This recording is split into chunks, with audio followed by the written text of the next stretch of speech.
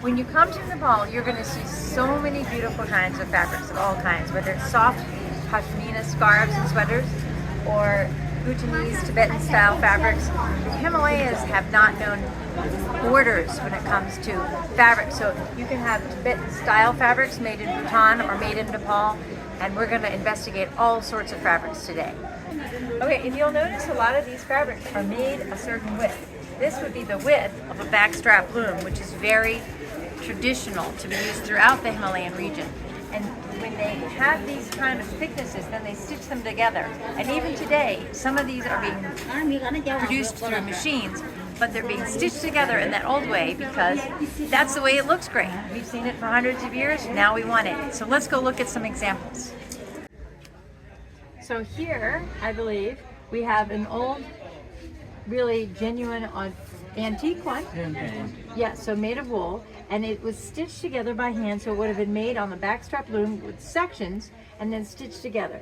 This one's also handmade? This is also handmade. This is more recently This is not original.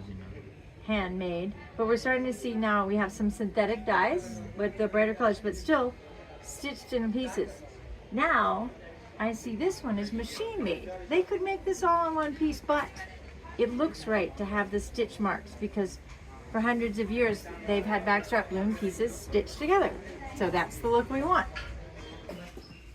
So we are here in Pokhara, Nepal at the Women's Skills Development Organization, and they're doing a fantastic job preserving and promoting traditional textiles, traditional weaving.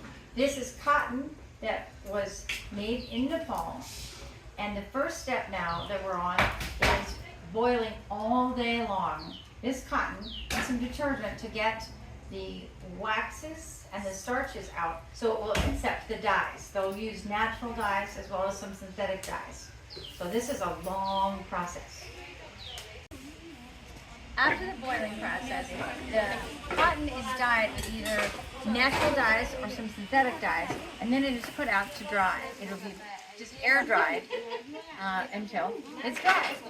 Okay, so after they've got the cotton dyed, they got them in the skeins, they need to make a ball so it can be used to do the next process. So this is how she's going to start. She takes the skein, she puts it on this nifty rig thing here, and we'll watch her go as she starts to move it to this other machine where she will do by hand until it looks like this, which is beautiful. So she's taking these balls of beautifully dyed cotton thread, and she's got this pattern, and she's an expert at doing this pattern so that in the end she will end up with an end product that looks basically like this.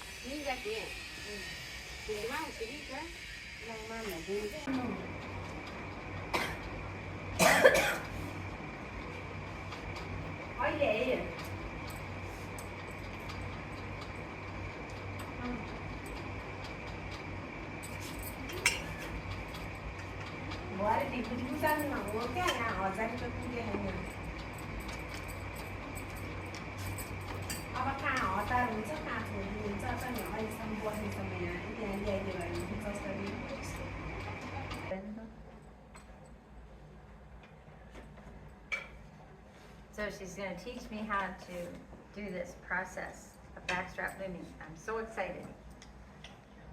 Okay. Okay. I've got it. So. Pull it like this, tight, and lean back so it stays nice and tight. I missed one. Mistake by a whoops. And then I tighten it up. Harder. Concha. Oh, you gotta do it really hard. You have to do it really hard. Okay. And then you need to insert those. And then I take the new thread. What? Okay. And then I put this way. Okay. Put it in here very carefully. They don't want to mess up their beautiful textiles. And then I put this one also in here.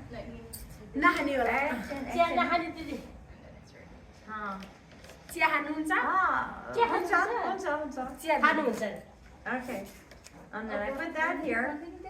And then we're going to stop for tea soon, which will be good because then I won't make so many mistakes. And then tighten. And then next I put this one. Take this one out, nikalne, taking out. And then put in there. You can see yours from the side. Oh, bapre. Oh, bapre. Almost. I gotta lean back.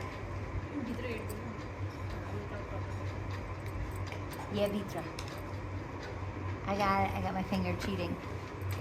I'm cheating. Okay. And then I put. Yes?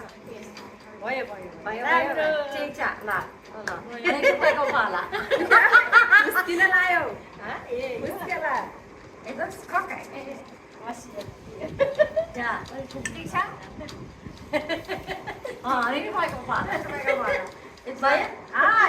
I'm a master now. Thank you. Okay, so we've got to the final stage where we have the woven products where you can make obviously like a placemat, a cute bag, backpacks, shirts, skirts, or what have you, or even cute little caterpillar bags. How cute is that?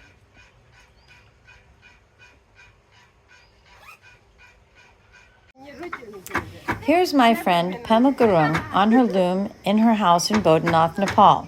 She's originally from the Dolpo region of Nepal and is a specialist in making beautiful Tibetan and Dolpo style patterns using sheep or yak wool. She used to do a backstrap loom, but now does more of a weaving on a frame loom. Even though she could weave wider pieces of fabric on this loom, she keeps the traditional dimensions the same as she did when she used her backstrap loom.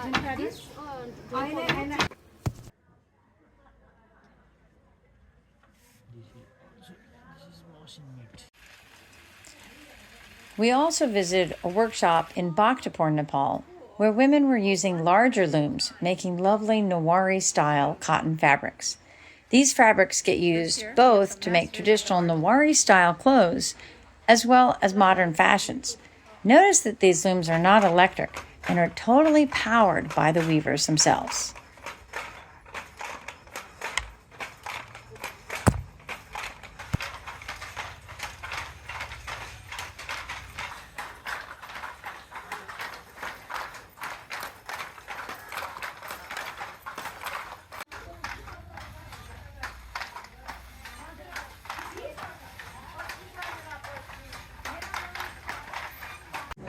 So this fabric is a very Nepali fabric, something I think a lot of people identify with Nepal when they come here, something they've seen on a lot of tourist shirts and things like that.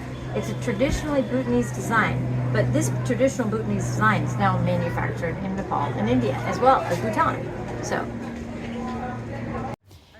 there is also a textile made in the mountains called radi, generally made by the Gurung people.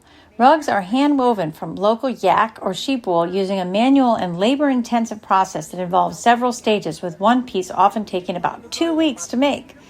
The skill of weaving these rugs was historically so valued that it was a consideration when arranging a marriage. The process, passed down through generations, involves cleaning the wool, then carding and spinning it into yarn using traditional spinning wheels. The natural shades of the wool are often used for the patterning. The weaving is typically done in mountain villages on a hand loom in separate smaller panels, then woven or hand sewn together to form the full-size rug. The last stage is the crucial and physically demanding felting process, which gives the rug its durability and strength.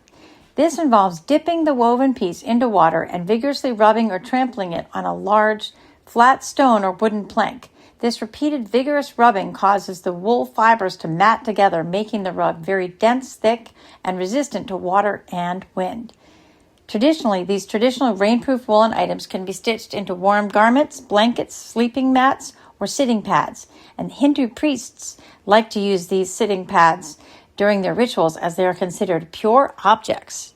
One of the things the Himalayan is famous for is weaving, right? Yes. And the backstrap loom.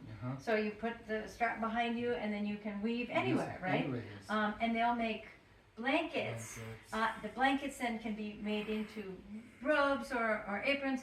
But I believe, and tell me, each region, each village has a different pattern and it's an identity. It's how you know someone is from a certain village is the weave of the pattern. So can you tell me a little bit about this one? Like if you look at this blanket that we are holding right now, Okay. is from Dolpo.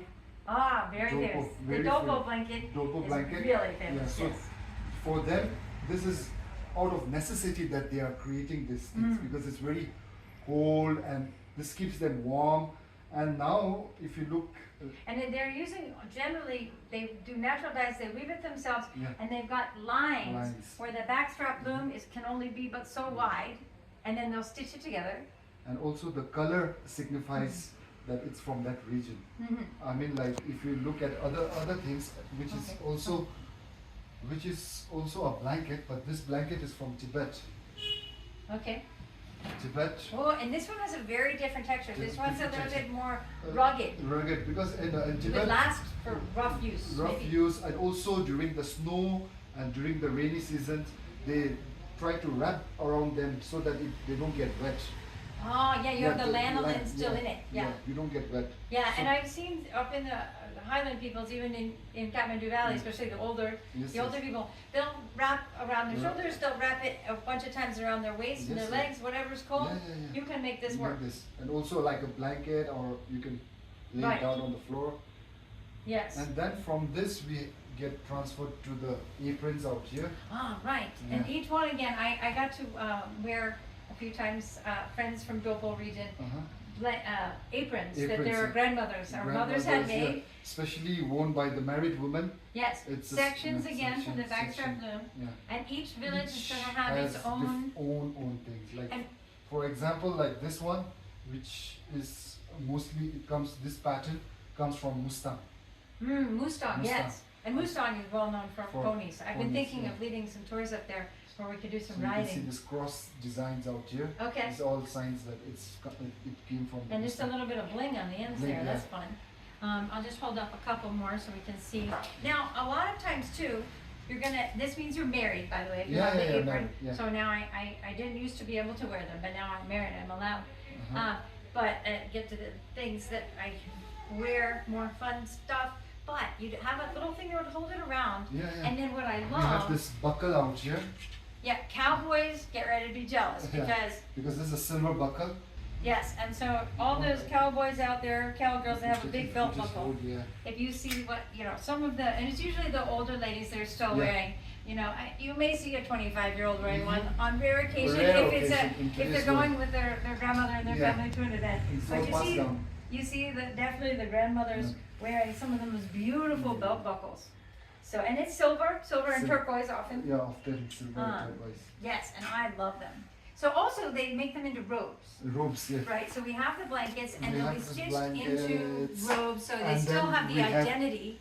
We have Of the this fabric. robe, yeah, this robe. If you look at this is also from Tibet, a men's robe. It's beautiful. Yeah, I mean, look at all that weaving. I mean, this is all hand woven. This would Handmade, take forever. and then And it's so warm. warm. And then this is like not an ordinary robe that you could wear like for everyday uses. This is It's for more formal for like occasions. ceremony or like Yeah, for because this marriages. is going to take, Yeah, this would take a year maybe to make that. I mean, I can't imagine how it's weaving. And here's another one with another Yeah. pattern. So this would be, that would be from where? This would be this from where? would be from Tibet, Okay. more from the Uzang region. Okay, Uzang region, the central and towards the central region. Right. This one would be, I got this from Mustang, okay. so I believe like the Mustang people in earlier times used to wear this, but now there are other parts of Nepal, they still wear Right. this as well. With weaving does not necessarily obey political boundaries. So, you have some styles and symbols that are, they're going through Bhutan, Tibet, Nepal, Yeah. and it's just more elevation and ethnicity Yes. who's carrying them. And there's also pashmina fabrics, which are so soft. Oh my gosh, it's amazing. And there's different qualities, there's different thicknesses, but the softest pashmina comes from the high mountain goats, and it comes from under their neck. Yes. It's really soft. Oh, you have to feel it. So I want to thank you again so much. I am Tara Linhardt, and I am having so much fun because the Himalayan world of textiles you could study for years. We're just doing just a tip of the iceberg. I am here with I'm Tsering Lama from Bauda. This is my store in Bauda, located near the Sechin Monastery. what's this store called? Sonam Classic Art. It's Yes. named after my father, Sonam. So this is Who's still here? who's still here and still continuing his business. Yes. And so, yes, thank you so much. And definitely, if you're coming to Nepal, don't forget to check out all the textiles. It's a must. We only touched on a tiny amount of the many beautiful fabrics and textiles of Nepal in this video. Nepal and the Himalayas are home to beautiful pashmina sweaters, scarves, and shawls, a huge variety of handmade rugs, embroidered garments, a large variety of silks and fancy saris. There are antique collectible fabrics of many kinds and new works being created every day, both in ancient traditions and in the new fashions. The Himalayas can be a paradise for folks interested in fabrics and textiles. Come and see for yourself.